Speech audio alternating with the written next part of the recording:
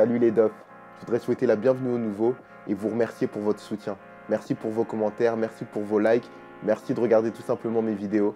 Notre team grandit et ça me fait plaisir.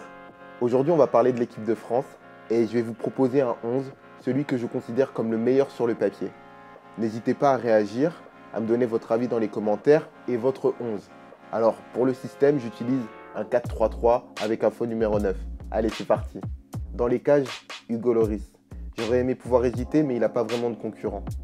Lloris évolue à Tottenham, qui ces dernières années montre qu'il fait partie des meilleurs clubs anglais.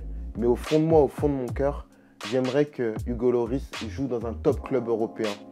Aujourd'hui, il est considéré comme un très bon gardien, mais pas comme un top gardien mondial, au niveau d'un Gianluigi Buffon ou d'un Manuel Neuer.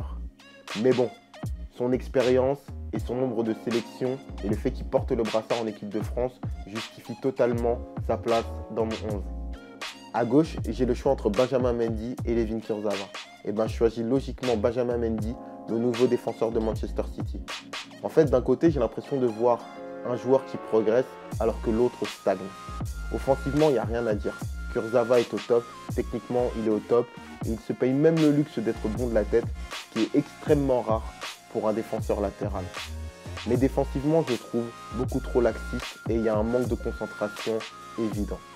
Je trouve Benjamin Mendy plus mature et plus régulier dans ses performances. Pour occuper le flanc droit de ma défense, Djibril Sidibé.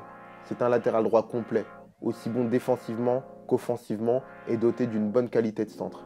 S'il sort d'une grosse saison à l'image de toute l'équipe de Monaco, je vous avoue que je le préférais lorsqu'il jouait à Lille en tant que latéral gauche, et ce malgré le fait qu'il soit droitier. Défensivement, vu que la plupart des ailiers jouent faux pied et ont tendance à rentrer dans l'axe, le fait d'être un latéral droitier placé à gauche n'est pas forcément un désavantage. Et puis offensivement, Djibril Sidibé sait se servir de son pied gauche, peut s'entrer en première intention s'il le faut, et il a une arme aussi qu'il ne faut pas négliger, c'est qu'il a une belle qualité de frappe, et là où on voit très rarement des latéraux rentrer dans l'axe pour frapper, lui n'hésite pas à le faire. Bref, c'est en tant que latéral droit que je titularise Djibril Sidibé, mais j'espère qu'il atteindra le même niveau qu'il avait à Lille en tant que latéral gauche. Pour mon premier défenseur central, axe droit, je fais confiance à Laurent Koscielny. 31 ans, expérimenté, dur sur l'homme, meneur de défense, habitué à batailler, ça serait le capitaine de mon équipe. Pour lui tenir compagnie, Presnel Kimpembe. J'adore ce joueur. Intelligent, bon dans l'anticipation, bon dans les duels, bon de la tête, que ce soit défensivement ou offensivement, rapide, élégant, bon dans la relance. Pour moi, il a complètement le niveau pour être titulaire au Paris Saint-Germain. En sentinelle de mon milieu à 3, j'ai choisi N'Golo Kanté. Il sort d'une très belle saison avec Chelsea et vient d'empocher son deuxième titre de champion d'Angleterre d'affilée. Je vais en faire mon Claude Makelele, celui qui équilibre mon équipe et qui se contente avant tout de bien défendre pour permettre à mes milieux relayeurs d'exploiter tout leur potentiel.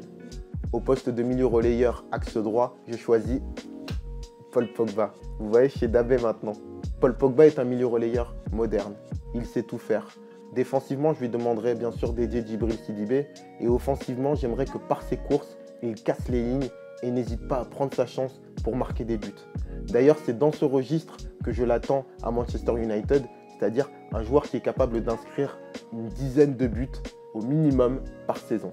Pour compléter mon milieu de terrain, Adrien Rabiot. J'adore ce joueur, il a la classe et surtout, il progresse.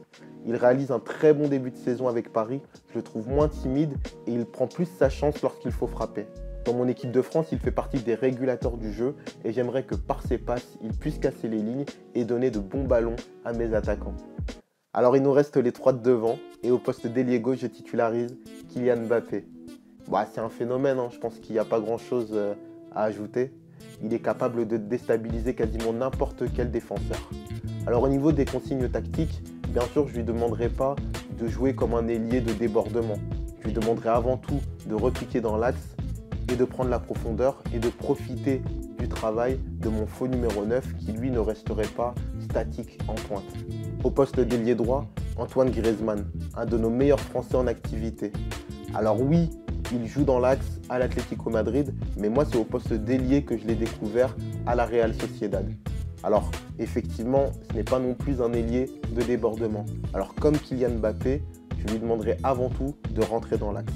Et comme il dribble un peu moins que Mbappé, je lui demanderai avant tout de privilégier les 1-2 avec mon faux numéro 9 pour lui permettre d'enchaîner rapidement une frappe au but. Mon avant-centre n'est pas un pur numéro 9. Il aime redescendre, toucher des ballons, participer au jeu. Il pourrait presque évoluer dans un rôle de numéro 10. Son profil atypique justifie la présence de Mbappé et Griezmann sur les côtés en tant que ailier buteur qui prennent la profondeur. Alors je ne vais pas garder le suspense plus longtemps. Mon avant-centre est évidemment Karim Benzema. La France. C'est bon, peut-être pour Karim Benzema. Ah, la frappe. Ouais,